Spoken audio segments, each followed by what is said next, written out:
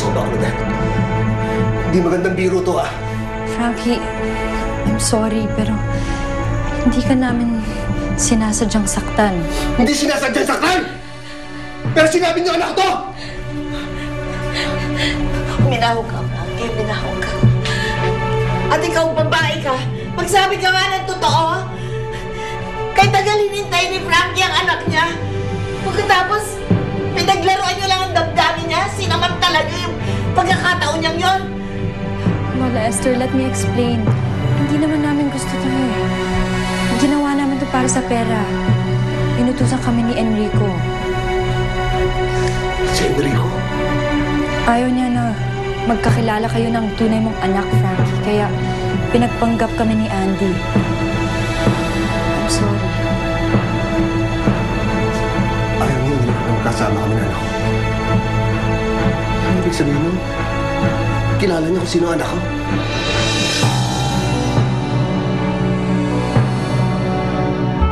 Sensei, you stop and look. No need to listen. Woo!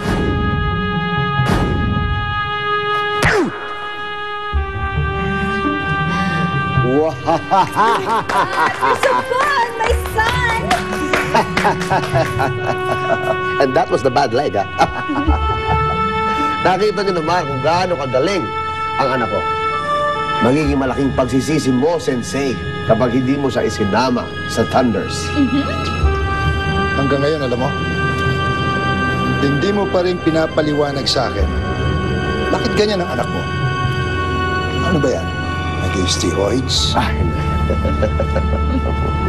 Bueno. Isasali ko na yan sa Thunders. But, God, hindi pa rin buo loob ko. Wala pa rin akong kumpiyansa hanggang hindi napapasa kamay ko ang magic shoes. Kailangan nasa akin niyang bago. Lumaban sa football elite sa championship. You understand me? Sensei! Very important. Don't worry. Ginagawa na ng paraan ng pamangkin ko para makuha natin ulit si Tads. Totoong sinasabi ni At Claudette. Hindi sinabi sa akin ni Enrico kung sino ang tunay mong anak.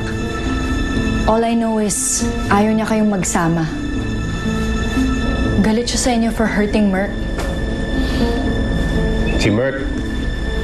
Eh si Enrico may kasalanan kaya nagkaganon yung anak niya. Tapos sisisihin niya si Frankie. Alam mo, pinsan, ngayon lang ako nagbibigay ng advice sa'yo. Gusto mo, gantihan natin si Enrico. Kating-katin yung mga palad ko eh. Tumigil ka nga. Ikaw, bigla ka nalang papasok tapos gagawin pang kriminal si Frankie. Alam mo, Lola, tama si Harrison eh. Frankie, ano? Hindi, Lola, ibig sabihin, bakit hindi natin ibalik kay Enrico yung panlulokong ginawa niya sa akin? Kunyari, tuloy-tuloy pa rin panluloko nila sa akin. Sa ganun, baka malaman ko kung sinong tunay kong anak. Claudette, alam mo naman kung gaano ako sabik na makita ang anak ko.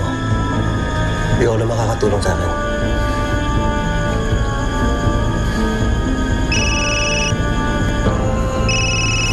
Ate Claudette. Si Tito Enrico.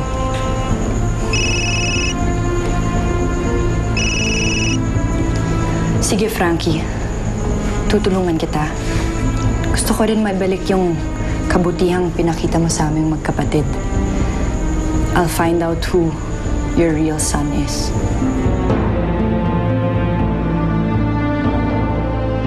Hoy, Belinda. Itong pamangkin mo, hindi ako sinasagot. Baka mamaya palpak na naman niya katulad mo. My husband, pwede ba? Huwag kang mag-worry. Ikaw naman, baka mamaya nakasilent lang yung phone ng tao. Tuwato! Ako na! Ito na! Ano sabi? Sandali lang. O ano na? Sandali.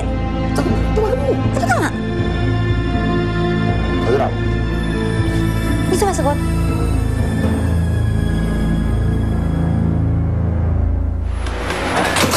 Wala po kay Lola. Baka maunahan pa po kayo ni Kuya Harrison eh. Kani?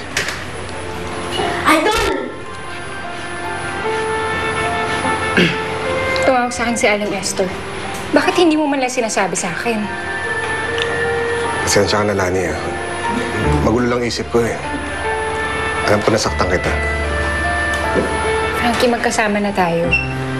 Huwag mo naman suluhin yung problema mo. Nandito naman ako eh. Wow, sweet naman ni Mama.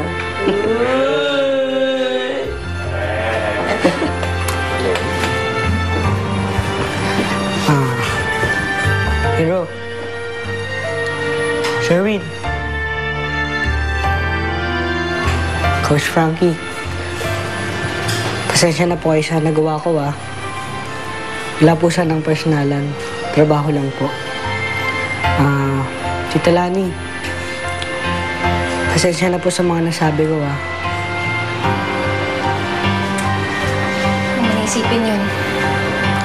Pero sana matulungan mo na ngayon si Frankie sa problema niya para malaman niya yung totoo.